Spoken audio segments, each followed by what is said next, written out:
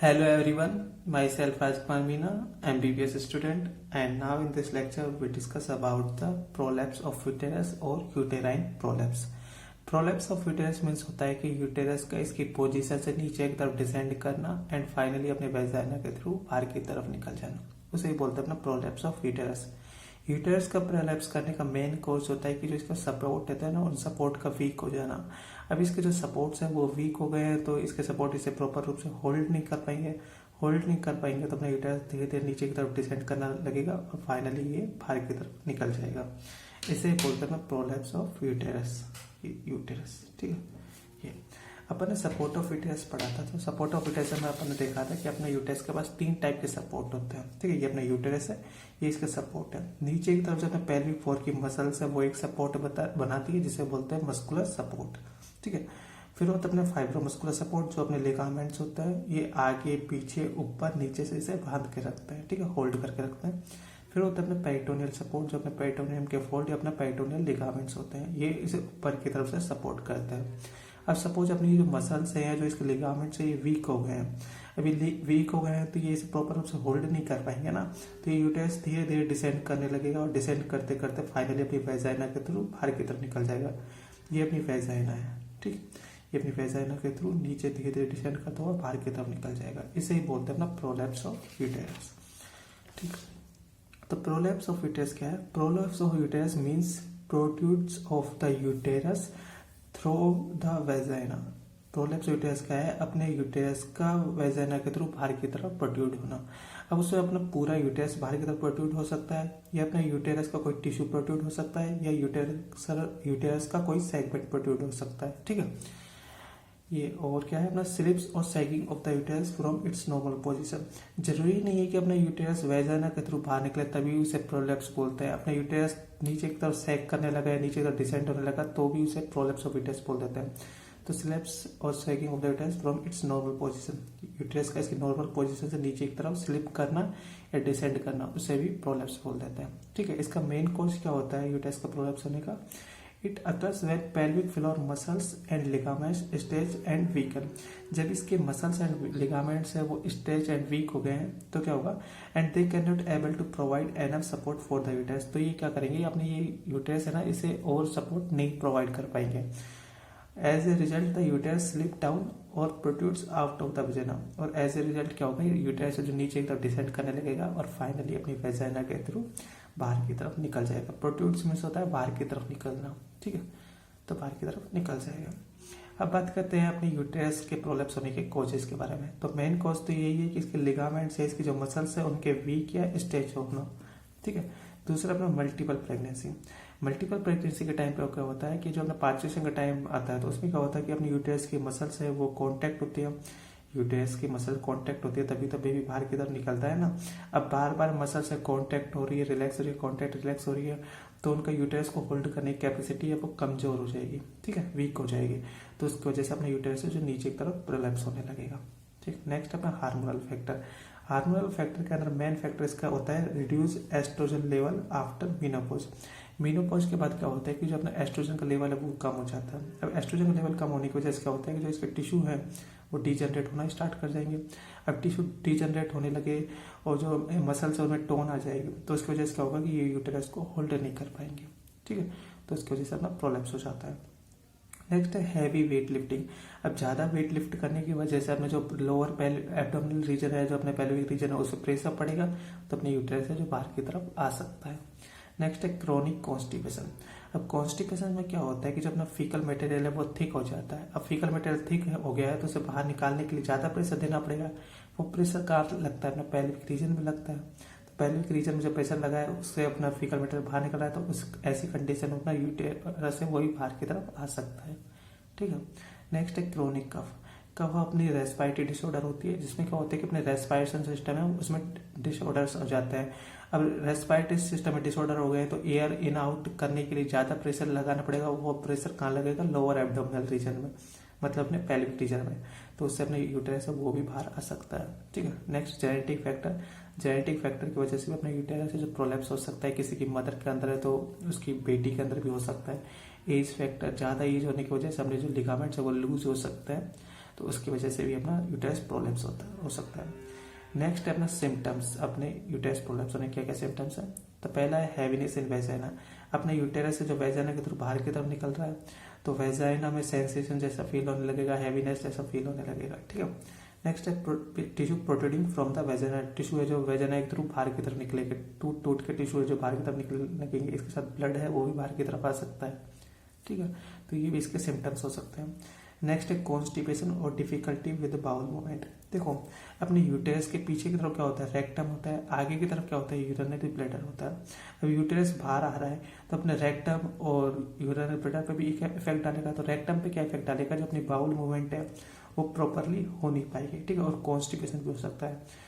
ये कॉन्स्टिपेशन की वजह से भी अपना प्रोलैप्स हो सकता है और प्रोलैप्स की वजह से भी कॉन्स्टिपेशन हो सकते हैं, ये एक दूसरे के वाइस वर्सा होता है, ठीक है।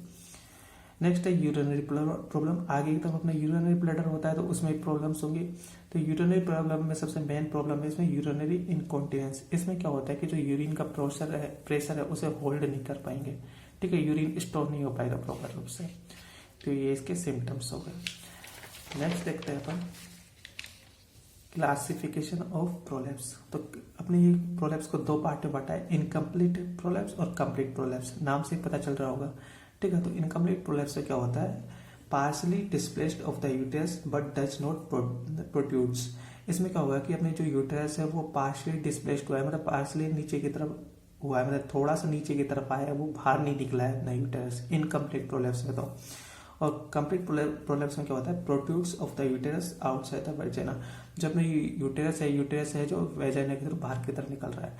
इसमें अगर अपने यूटेरस का थोड़ा सा पार्ट बाहर निकल रहा है तो उसे कंप्लीट प्रोलैप्स बोलेंगे। और इनकम्प्लीट प्रोलैप्स में बस वो थोड़ा सा नीचे की तरफ डिसेंड करता है, वेजाइना की तरफ बाहर की तरफ नहीं निकलता है, ठीक है। ये अपने इनकम्प्लीट और कंप्लीट प्रोलैप्स हो गए। नेक्स्ट है स्टेजेस या अपने स्टेप्स ऑफ द प्रोलैप्स। तो फर्स्ट स्टेज में क्या होता है, the cervix descends downward into the vagina. First stage में सर्विक्स है जो वेजाइना के अंदर नीचे की तरफ डिसेंड करने लगेगा। ये अपना यूटेरस है, यूटेरस ऊपर की तरफ ये अपना क्या है, फंडस, ये बॉडी, नीचे की तरफ अपना सर्विक्स, ये अपना सर्विक्स है, ठीक है। ये अपनी हो गई वेजाइना, ये वेजाइना की ओपनिंग हो गई। फर्स्ट स्टेप में क्या होता है कि जो यूटेरस है वो का जो सर्विक्स वाला पोर्शन है ये नीचे की तरफ डिसेंड करने लगेगा, सपोज यहाँ तक आ गया, ठीक है। तो सेकंड स्टेप में क्या होता है, the cervix slips down to the opening of the vagina. Cervix नीचे की तरफ स्लिप करते हुए या डिसेंड करते हुए अपनी जो वेजाइना की ओपनिंग है यहाँ तक आ गया, ठीक है। थर्ड स्टेप में क्या होता है, the cervix has protrudes out of the vagina. ये सर्विक्स है जो वेजाइना की तरफ से बाहर की तरफ निकल गई, यहाँ तक निकल गया सर्विक्स, ठीक। फोर्थ स्टेप में क्या होता है, the entire uterus is outside the vagina. पूरा यूटेरस है जो वेजाइना की तरफ बाहर की तरफ निकल गया। फर्स्ट में सर्विक्स जो नीचे की तरफ डिसेंड करना स्टार्ट कर देगा, सेकंड में वेजाइना की ओपनिंग तक पहुंच गया, थर्ड में सर्विक्स बाहर निकल गया, फोर्थ में पूरा यूटेरस ही बाहर निकल जाता है। तो ये हो गए अपने स्टेजेस या अपने steps of the prolapse. Next है डायग्नोसिस। तो डायग्नोसिस में सबसे पहले अपना वेजाइनल एग्जामिनेशन। वेजाइनल एग्जामिनेशन के थ्रू भी इसे डायग्नोस कर सकते हैं, मतलब वेजाइना को देख के कि टिश्यू प्रोट्रूड हो रहा है या नहीं हो रहा, और वेजाइना में सेंसेशन जैसा फील हो रहा है या नहीं हो रहा, तो ऐसे डायग्नोस कर सकते हैं। अगर कोई टेस्ट करवाना है तो टेस्ट के लिए सबसे बेटर होता है अल्ट्रासाउंड। अल्ट्रासाउंड से अपन यूटेरस की पोजीशन का पता कर सकते हैं। अब यूटेरस की पोजीशन पता चल गई तो पता कर सकते हैं ना कि वो नीचे की तरफ प्रोलैप्स कर रहा है या अपनी पोजीशन पे है, ठीक है। नेक्स्ट है ट्रीटमेंट। तो ट्रीटमेंट के अंदर इसमें नॉन सर्जिकल और सर्जिकल दोनों टाइप के ट्रीटमेंट्स आते हैं। इसमें किसी भी टाइप के मेडिसिन का यूज नहीं करते हैं। उसका रीजन है कि जो अपना यूटेरस प्रोलैप्स हो रहा है ना, उसमें कोई भी मेन सिम्टम्स नहीं आता है। इसमें कोई बड़ा सिम्टम्स आए, नॉर्मल छोटे मोटे सिम्टम्स आते हैं तो उन्हें मेडिसिन से की जरूरत नहीं पड़ती इसके लिए। तो ट्रीटमेंट के अंदर नॉन सर्जिकल और सर्जिकल ट्रीटमेंट है।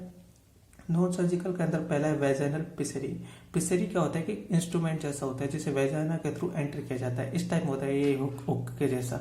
अब इसे वेजाइना के थ्रू यूं एंटर कर देते हैं। ये क्या करते हैं, अपने यूटेरस को ऊपर की तरफ होल्ड करके रखता है। अब इस यूटेरस को ऊपर की तरफ होल्ड करके रख लिया तो यूटेरस जो नीचे की तरफ डिसेंड नहीं करेगा, मतलब प्रोलैप्स नहीं होगा, ठीक है। नेक्स्ट क्या है एक्सरसाइज। एक्सरसाइज करके क्या कर सकते हैं, जो पेल्विक फ्लोर की जो मसल्स हैं जो वीक हुई है उन्हें स्ट्रॉन्ग कर सकते हैं, है ना। ये मेनली एक्सरसाइज जो अपने प्रोलैप्स होने से पहले काम आता है। अगर आप एक्सरसाइज मतलब कोई फीमेल है वो एक्सरसाइज करे रेगुलरली तो उसकी पेल्विक फ्लोर की जो मसल्स है वो वीक हो जाएगी, वो स्ट्रॉन्ग हो गई तो वो बाहर की तरफ नहीं निकलने देंगे अपने यूटेरस को, है ना। नेक्स्ट है अपना सर्जिकल ट्रीटमेंट। सर्जिकल ट्रीटमेंट है फर्स्ट है अपना यूटेराइन सस्पेंशन। यूटेराइन सस्पेंशन क्या है कि सर्जरी के थ्रू अपने जो यूटेरस की जो मसल्स हैं जो वीक हुई है या जो अपने लिगामेंट लूज हुए हैं उन्हें प्रॉपर रूप से ठीक किया जा सकता है। अब वो ठीक करके और यूटेरस को पहले की तरह उसकी पोजीशन पे लगाया जा सकता है। ठीक है। नेक्स्ट है हिस्टेरेक्टोमी। हिस्टेरेक्टोमी मेनली उन फीमेल्स में काम आता है जो अपने बेबी प्रोड्यूस कर चुकी है या जो मेनोपॉज के बाद। ठीक है। उन फीमेल के अंदर क्या करते हैं यूटेरस को सर्जरी के थ्रू बाहर की तरफ निकाल जा सकता है। तो ये हो गए इसके ट्रीटमेंट्स। तो ये अपना प्रोलैप्स ऑफ यूटेरस कंप्लीट हो गया। इसे एक बार दोबारा से रिवाइज करते हैं। देखो प्रोलैप्स ऑफ यूटेरस कुछ नहीं है, अपने यूटेरस का नीचे की तरफ डिसेंड करना या फिर इसकी पोजीशन से डिसलोकेटेड हो जाना और डिसलोकेट होते हुए ये फाइनली अपने वेजाइना के थ्रू बाहर की तरफ निकलना, उसे ही बोलते हैं प्रोलैप्स ऑफ यूटेरस। ठीक है। इसका मेन कॉज क्या है कि जो इसकी मसल्स और लिगामेंट्स हैं वो वीक हो गए हैं। अब ये वीक हो गए हैं तो ये प्रॉपर रूप से सपोर्ट नहीं दे पाएंगे और अपने यूटेरस धीरे धीरे नीचे की तरफ डिसेंड करने लगेगा और वेजाइना के थ्रू बाहर की तरफ निकल जाएगा। अब कॉजेज है, कॉजेज में मेन कॉज तो ये लिगामेंट्स और मसल्स का वीक होना है। फिर मल्टीपल प्रेगनेंसी। देखो हर किसी को पहुंचाना अपन को वही है कि इसकी मसल्स और लिगामेंट्स को वीक करवा दो, कमजोर करवा दो। अब वो होल्ड नहीं कर पाएंगे तो धीरे धीरे वो बाहर की तरफ निकल जाएगा। हर किसी का देखो मेन फोकस यहीं पे पहुंच यहीं पे रहा है कि इसके लिगामेंट्स या जो इसकी मसल्स है उन्हें वीक करवा दो। ठीक है।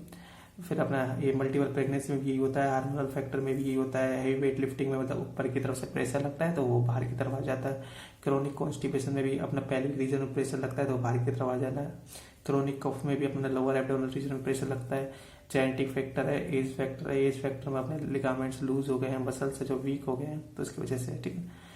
नेक्स्ट सिम्टम्स है, सिम्टम्स में अपने यूटेरस बाहर की तरफ आ रहा है वेजाइना की तो उसमें हैवीनेस जैसा फील होता है वेजाइना में और टिश्यू प्रोट्रूड होने लगते हैं बाहर की तरफ। कॉन्स्टिपेशन हो जाता है। यूटेरस के पीछे की तरफ अपना रेक्टम है, आगे यूरिनरी ब्लैडर है तो वो यूटेरस बाहर की तरफ आ रहा है तो दोनों पे कुछ ना कुछ इफेक्ट तो डालेगा ही ना। तो रेक्टम पे तो ये जो अपने बाउल मूवमेंट है उसे प्रॉपर रूप से नहीं होने देता है, मतलब कॉन्स्टिपेशन करवा सकता है। और आगे की तरफ जो यूरिनरी ब्लैडर है उसमें यूरिनरी प्रॉब्लम्स हो सकते हैं। इसमें मेन सिम्टम्स के अंदर यूरिनरी इनकॉन्टिनेंस आता है। इसमें अपना यूरिन का जो प्रेशर है वो उसे होल्ड नहीं कर सकते हैं, मतलब यूरिन को स्टोर नहीं कर पाते हैं प्रॉपर रूप से। ठीक है। नेक्स्ट किया था अपने क्लासिफिकेशन ऑफ प्रोलैप्स। क्लासिफिकेशन का तरफ इनकम्प्लीट और कंप्लीट। इनकम्प्लीट में क्या होता है कि वो अपनी पोजीशन से थोड़ा सा डिसलोकेटेड होता है और कंप्लीट में क्या होता है कि वो बाहर की तरफ निकलना स्टार्ट कर देता है वेजाइना के थ्रू। अब इसमें पूरा पूरा यूटेरस बाहर निकले या थोड़ा सा पार्ट बाहर निकले, अगर थोड़ा सा पार्ट बाहर निकल गया है ना यूटेरस का तो उसे कंप्लीट प्रोलैप्स बोलते हैं। ठीक है। नेक्स्ट इसके स्टेजेज या स्टेप्स था। फर्स्ट में अपना सर्विक्स धीरे धीरे डिसेंड करना स्टार्ट कर देता है। सेकंड में अपने वेजाइना की ओपनिंग तक पहुंच जाता है। थर्ड में यूटेरस सर्विक्स से बाहर की तरफ आ गया। फोर्थ में अपना पूरा पूरा यूटेरस बाहर की तरफ आ गया। डायग्नोसिस में वेजाइनल एग्जामिनेशन के थ्रू डायग्नोस कर सकते हैं, अल्ट्रासाउंड के थ्रू डायग्नोस कर सकते हैं। ट्रीटमेंट के अंदर एक नॉन सर्जिकल था, इसके अंदर अपना वेजाइनल पिसरी एक इंस्ट्रूमेंट के जैसा होता है इस टाइप में, हुक के जैसा, जिसे अपने वेजाइना के थ्रू इंसर्ट किया जाता है बॉडी के अंदर, जो अपने यूटेरस को होल्ड करके रखता है, इस टाइप में पकड़ के रखता है तो यूटेरस जो नीचे की तरफ नहीं आता है तो इसे ट्रीटमेंट हो जाता है। नेक्स्ट एक्सरसाइज के थ्रू अपने जो पेल्विक फ्लोर की मसल्स है उन्हें स्ट्रॉन्ग किया जा सकता है। अब वो स्ट्रॉन्ग है तो वो बाहर नहीं निकलने देगी ना, उसे होल्ड करके रखेंगे। Next uterine सस्पेंसेशन। सस्पेंसेशन क्या होता है कि जो इसके लिगामेंट्स हैं या जो इसकी मसल्स हैं उन्हें प्रॉपर रूप से ठीक किया जाता है, ठीक करके और अपने यूटेरस को पहले की पोजीशन पे सेट कर दिया जाता है सर्जरी के थ्रू। हिस्टेरेक्टोमी क्या होता है कि अपने यूटेरस को ही बाहर निकालना। ठीक है। तो ये अपना हिस्टेरेक्टोमी होता है। तो ये अपना प्रोलैप्स ऑफ यूटेरस हो गया। And now thanks for watching. If you like it please subscribe, share, comment and like in this video. Thank you.